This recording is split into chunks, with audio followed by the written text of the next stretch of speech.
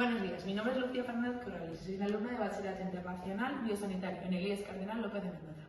Hoy vengo a presentar mi trabajo, al que he titulado ¿Cómo ha afectado la disminución de la actividad industrial provocada por la pandemia a las cantidades de contaminantes atmosféricos en Burgos? Para realizar este trabajo he recibido ayuda y consejo de mi profesora Olga Marina Barroso Muñiz.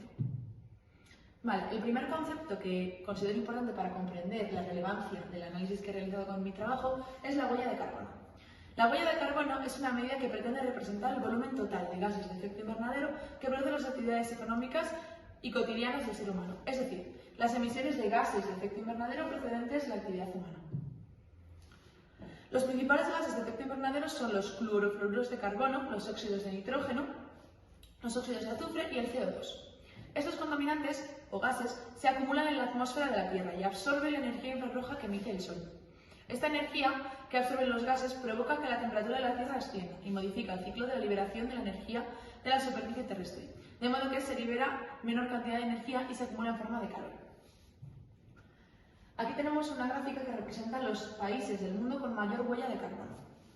Según datos de Naciones Unidas, desde 1990 las emisiones mundiales de dióxido de carbono han aumentado casi un 50%, destacando que entre el año 2000 y el 2010 el incremento de estas fue mayor que las 3 décadas anteriores. De modo que la tendencia de la huella de carbono se resume en un continuo aumento. En la gráfica podemos apreciar que los países con mayores huellas de carbono son curiosamente aquellos que tienen mayor tejido industrial. La llegada del COVID-19 lo cambió todo. El 17 de noviembre de 2019 se produjo en Guam el primer contagio de COVID-19 y en España esto sucedió el 31 de enero de 2020. Su rápida propagación entre la población y los gravísimos efectos para la salud de las personas derivaron en una pandemia mundial que hace que los gobiernos se vean en la necesidad de adoptar decisiones nunca antes vistas. Entre ellas, y la que sucedió en España, fue el confinamiento general de la población en sus domicilios, desde el 15 de marzo hasta el 13 de abril de 2020, implicando por tanto una caída de la actividad industrial en picado. Esta situación me brinda una oportunidad de analizar la relación existente entre la caída de la actividad industrial y la emisión de gases contaminantes en la atmósfera, es decir, la huella de carbono que se produce en mi ciudad por actividad industrial. Para realizar el presente trabajo he utilizado una base de datos abierta del Gobierno de la Junta de Castilla y León para mi ciudad de Burgos, que me ofrecía más rigor y solvencia, de que para mí sería imposible haber tomado durante todos estos años unas mediciones precisas de las cantidades de contaminantes de la atmósfera, porque no dispongo ni del tiempo ni de los medios necesarios para hacerlo. El procesado de los datos tomados durante los últimos 4 años, tomados en la misma estación de medida, se han agrupado diariamente durante marzo y abril, que fueron los meses en los que entiendo que el confinamiento tuvo su mayor afección, es decir, la caída industrial fue mayor. He estudiado como variable dependiente la cantidad de contaminantes y como variable independiente los 60 días que tienen marzo y abril. Y he buscado un posible descenso que se relacione inicialmente con la hipótesis de mi trabajo. Lo primero que debemos saber es que la atmósfera es una capa de gases que rodea la Tierra y presenta unas condiciones físico-químicas muy complejas. La temperatura y la presión se establecen una relación directa e inversamente proporcional dependiendo de la capa atmosférica que se considere. Podemos ver aquí la relación que depende de la termosfera, mesosfera, estratosfera o troposfera. Y es directa o inversamente proporcional según la capa en la que se esté hablando. La delimitación de estas capas se realiza en función de su altitud y la relación que se establece con la temperatura y la presión. ¿Vale? Aquí las altitudes y la relación que se establece con la temperatura y la presión. La atmósfera de forma natural está compuesta al nivel del mar por distintas cantidades de nitrógeno, oxígeno, argón, dióxido de carbono, metano, hidrógeno, óxido nitroso, xenón, criptón, helio y neón. Algunos de estos pueden clasificarse como contaminantes atmosféricos, teniendo en cuenta que en determinadas concentraciones se consideran dañinas para las personas o los medios, pero la proporción en la que se encuentran de forma natural en la atmósfera no es dañina.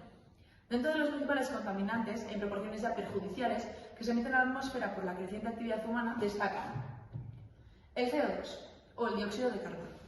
El dióxido de carbono se trata de una molécula inorgánica compuesta por un átomo de carbono y 2 de hidrógeno, que forma un enlace covalente doble, como podemos ver aquí en la estructura de Lewis. De forma natural, proviene de la descomposición de la materia orgánica, pero su mayor porcentaje de emisiones se debe fundamentalmente a la combustión. A la combustión de hidrocarburos según esta reacción que he puesto aquí, que se ha ajustado para cualquier valor, siendo en X y Y las incógnitas de los valores de los gases, ¿vale? No me hace caso. Vale, los óxidos de azufre son otro de los contaminantes con mucha relevancia y que se han analizado en este estudio. Los óxidos de azufre son moléculas inorgánicas compuestas por azufre y oxígeno en diferentes cantidades, dependiendo de la molécula que formen. El que más emite en la atmósfera es el dióxido de azufre, ¿vale? Este gas es estable y se produce de forma natural por las sustancias, se produce de forma natural por las erupciones volcánicas, pero también como producto de la combustión de cualquier sustancia con azufre, siguiendo la siguiente reacción, ¿vale? Azufre más oxígeno 2 provoca dióxido de azufre. Este gas es altamente venenoso y junto a los óxidos de nitrógeno da lugar a la lluvia. Vale, en la siguiente gráfica ya vemos representados los datos teniendo los días de marzo y abril y los meses y los años en orden decreciente, ¿vale? Ahora vamos a hablar del dióxido de azufre, que era el contaminante que estábamos viendo, siendo este año 2016 y este año 2020, ¿vale? Así que vemos un claro descenso de la emisión de contaminantes, de la emisión de dióxido de azufre en el año 2020, o sea, en los meses del año 2020 durante los que sucedió la pandemia, ¿vale? Si lo enfrentamos únicamente al año 2019, la disminución se ve bastante más clara. Luego tenemos los siguientes contaminantes a estudiar, que son los óxidos de nitrógeno. Los óxidos de nitrógeno son moléculas inorgánicas que están compuestas por nitrógeno y oxígeno en distintas cantidades según la molécula que formen. Los que más se emiten a la atmósfera y destacamos su papel tóxico y contaminante son el óxido de nitrógeno y los dióxidos de nitrógeno. Estos gases se forman de manera natural por la descomposición bacteriana de los nitratos orgánicos, los incendios forestales y la actividad volcánica, pero su mayor porcentaje de emisiones se debe a la oxidación del nitrógeno gaseoso durante los procesos de combustión a altas temperaturas, siguiendo la siguiente reacción. Vale. Aquí en la gráfica vemos enfrentado el año, como vemos, 2016 con el año 2020. Vemos que la correlación no está tan clara, sino que se mantienen todos sobre una misma línea de emisión. Si lo enfrentamos únicamente al año 2019, siendo 2019 y 2020, como hemos visto antes, sí que es cierto que hay un ligero descenso, porque hay un pico en el año 2019, en los meses justo de marzo y abril, pero tampoco resulta significativo a la hora de realizar el estudio. Hablando del dióxido de nitrógeno, vemos que de nuevo los datos se mantienen en una línea bastante constante, que no se aprecia de forma correcta, no se puede estudiar, pero si lo vemos en este gráfico en el que lo enfrentamos al año anterior, desde 2019 frente a 2020, sí que vemos que hay una ligera disminución, ¿no?, de las emisiones de dióxido de nitrógeno durante marzo y abril. Pero tampoco es una emisión, no es el pico que yo buscaba en mi hipótesis inicial. Luego tenemos el monóxido de carbono, que es una molécula inorgánica compuesta por un átomo de carbono unido a otro de oxígeno mediante un enlace covalente triple. Este gas se produce de forma natural durante la producción y degradación de la clorofila, pero su mayor porcentaje de emisiones se debe fundamentalmente a la combustión incompleta y a su disociación a altas temperaturas. Aquí la combustión incompleta y su disociación a altas temperaturas. Aquí en la gráfica de nuevo enfrentamos los datos y tratamos de buscar una disminución clara del monóxido de carbono que claramente no se observa, siendo este el año 2020, el año de la pandemia, en estos meses. Y si lo enfrentamos de nuevo al año 2019, tampoco hay una disminución que pueda ser significativa, no es ese pico que estábamos buscando. Las conclusiones de este trabajo al final son que existe una correlación entre el descenso de la actividad industrial y la bajada de concentración de dióxido de carbono y dióxido de azufre en los meses en los que se realizó el estudio, ¿vale? El resto de los resultados no resultan concluyentes, ya que para el monóxido de carbono y el monóxido de nitrógeno no se observa un descenso de emisiones que se pueda considerar significativo, el que sería de esperar teniendo en cuenta el drástico parón industrial que sucedió esos días. Podemos entender que, pese al parón de la industria y el confinamiento, se produjo una huella ecológica oculta que no se tuvo en cuenta en la hipótesis cero, y por la que no se observan caídas en picado de todos los valores como yo esperaba en mi hipótesis. Cuando el 15 de marzo nos encerramos todos en nuestras casas, comenzamos a usar con mayor frecuencia la calefacción, los electrodomésticos, la televisión y la energía general que hace que estos aparatos funcionen. Esa energía se obtiene habitualmente de la combustión de carburantes que se desprenden a la atmósfera, como los famosos gases contaminantes de los que hemos hablado antes.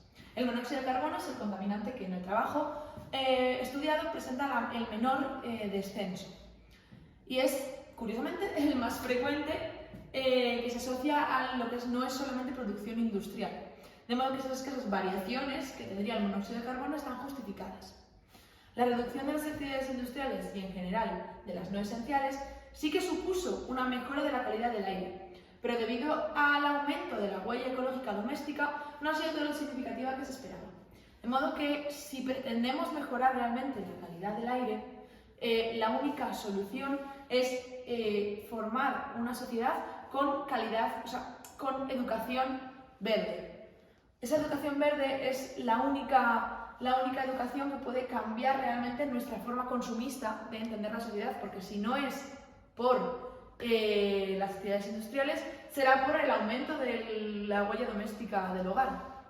Entonces, la única solución, la única forma de parar este desenfrenado deterioro de la atmósfera, que es evidente y que ya no puede negarse, es educando a la sociedad que sigue, de modo que sean capaces de revertir todo lo que esta sociedad consumista ha echado a perder. Y bueno, muchas gracias.